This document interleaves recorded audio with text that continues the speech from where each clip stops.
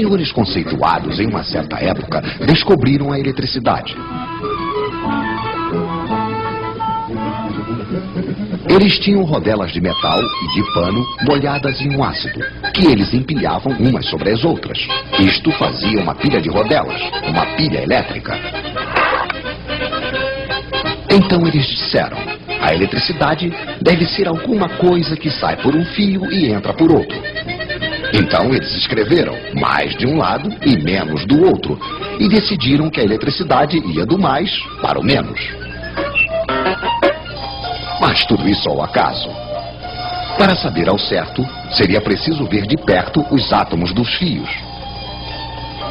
Hoje, graças a nossas câmeras especiais, estamos habilitados para apresentar-lhes aqui alguns átomos que nos deram a honra de vir em nossos estúdios para nos explicar. Um átomo é, antes de tudo, um núcleo com cargas elétricas mais. Em torno, vem girar cargas elétricas menos. São os elétrons. Quando existe a mesma quantidade de menos que de mais, as cargas elétricas se anulam. O átomo é eletricamente neutro. Mas os elétrons adoram passear. Então, assim que falta um elétron, há uma carga a mais que não é mais anulada. O átomo não é mais neutro. Ele se torna positivo. E quanto mais lhe falta elétrons, mais o átomo é positivo. Ele só terá uma vontade, o átomo, claro, que é a de recuperar elétrons.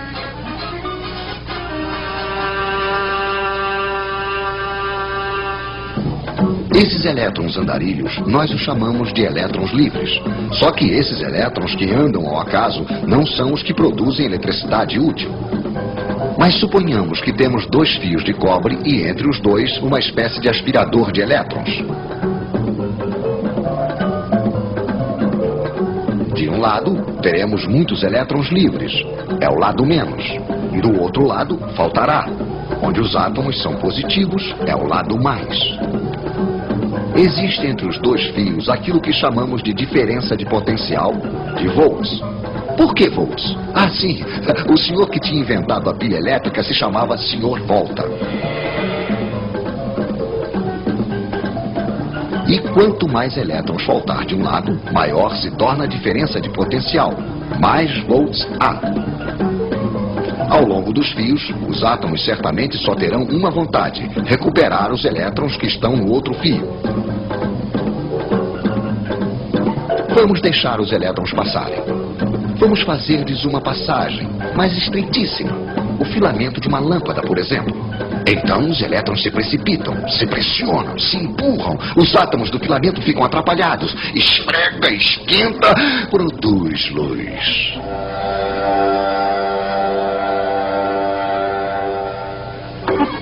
Temos uma corrente de elétrons que vai do menos para o mais.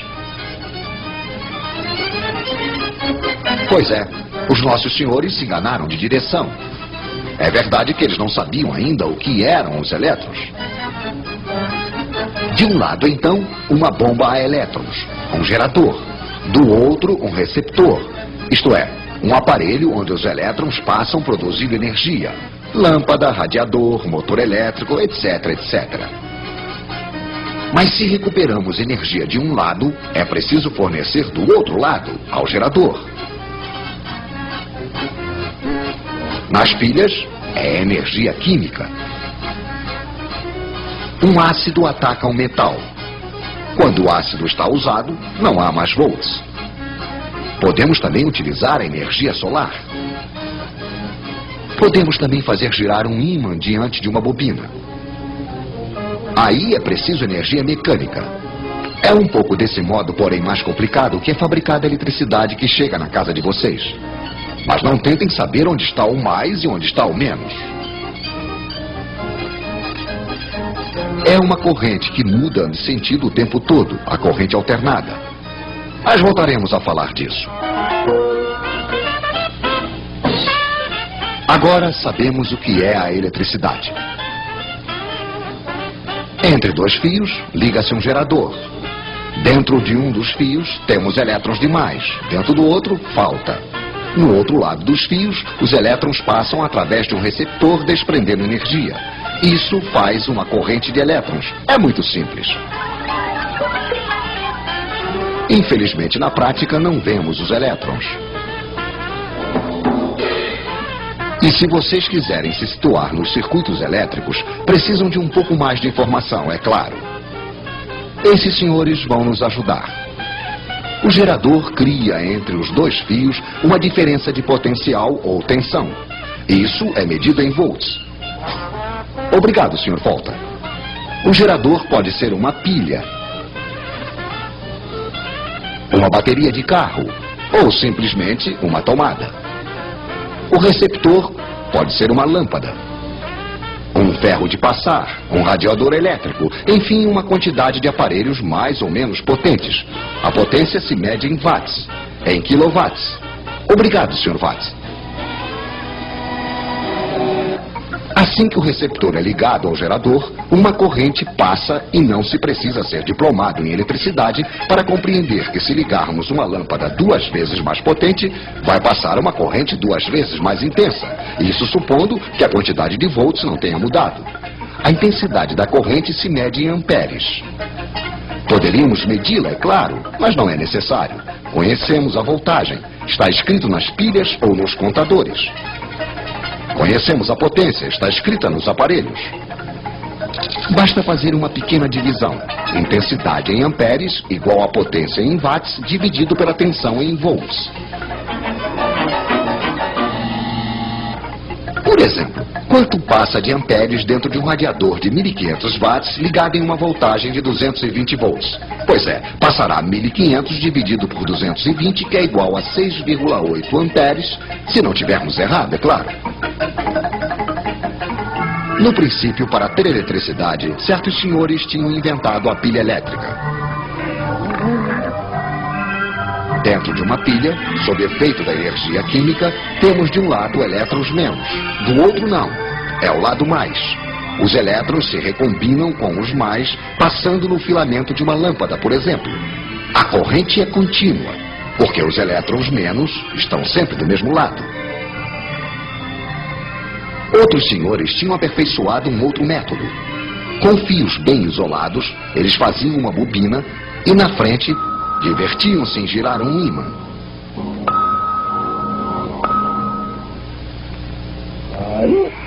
O princípio é mais ou menos este. Quando o polo norte do ímã chega, os elétrons são arrancados de sua órbita e vão para o lado do ímã, ficando mais do outro lado.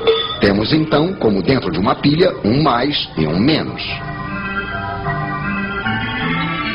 Evidentemente, assim que não giramos mais, nada mais acontece. É lógico num sentido. Não podemos fabricar energia, mesmo a elétrica, a partir de nada. Então, continuando a girar, é o polo sul do ímã que chega à frente da bobina e aí acontece exatamente o contrário de antes. O mais se torna menos e vice-versa. Ainda temos corrente, sim, mas na outra direção. De modo que a corrente vai alternativamente numa direção, depois na outra. É o que chamamos de corrente alternada. Mas os outros diziam: eletricidade que muda de direção assim sem parar não é a verdadeira eletricidade. Evidentemente a lâmpada piscava, o ímã não girava muito rápido. Então, aproveitemos para tentar ver o que está acontecendo graças à nossa câmera especial e para fazer um pouco de teoria. Esta flecha representa a direção e a intensidade da corrente. Primeiro, a corrente é máxima em uma direção. Depois, decresce. Torna-se nula.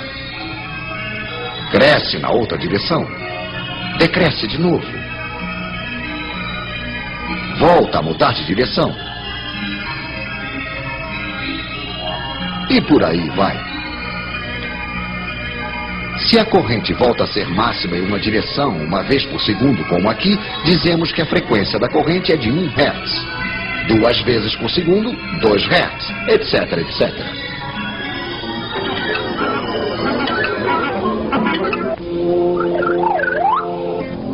Há um outro modo mais divertido de ver as coisas. Pegue a flecha que representa a intensidade máxima, faça girar em um círculo imaginário que você desenha ao lado do fio. Pois bem, em qualquer momento, a intensidade real que passa dentro do fio é igual a isto. Quer dizer, a projeção ou a sombra da flecha giratória sobre o fio.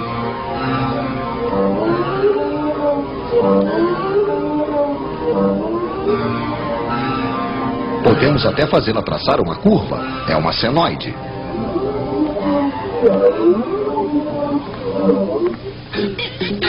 Mas voltemos aos nossos senhores. Eles aperfeiçoam o alternador. O ímã põe-se a girar mais rápido. A frequência da corrente aumenta. 4 Hz. Para 10, 12 Hz. Já quase não pisca. 50 Hz. Aí já não percebemos mais nada. 50 Hz é a frequência da corrente alternada que chega hoje na casa de vocês. A iluminação, o aquecimento funcionam bem. Os motores elétricos também. E hoje, um único alternador de central pode alimentar de eletricidade mais ou menos 1 milhão de lares. A ideia desses senhores, então, não era má. As usinas hidrelétricas usam geradores desse tipo para produzir energia elétrica. Só que aqui, esses dínamos estão acoplados às turbinas. A força da água faz as turbinas girarem e esse movimento provoca a variação do fluxo magnético. E pronto, surge a corrente elétrica. Aí está o esquema de funcionamento do gerador de corrente alternada. À medida que a bobina gira, o fluxo do campo magnético B, gerado pelos ímãs, varia. Ele vai de 0 a um valor máximo e volta a 0 novamente. Pela lei de Lenz, a corrente deve ter o sentido que produz um campo magnético que se opõe à rotação da bobina. Por isso, a corrente tem um sentido variável ou oscilante, já que ora o fluxo magnético aumenta, ora diminui. Portanto, a corrente gerada é uma corrente alternada. E olha aí, Gil, esse gráfico mostra direitinho a corrente alternada. Veja como ela oscila no período de tempo T.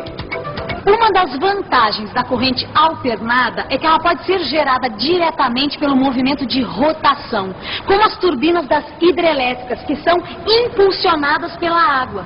Olha, e outra vantagem da corrente alternada é que dá para usar transformadores.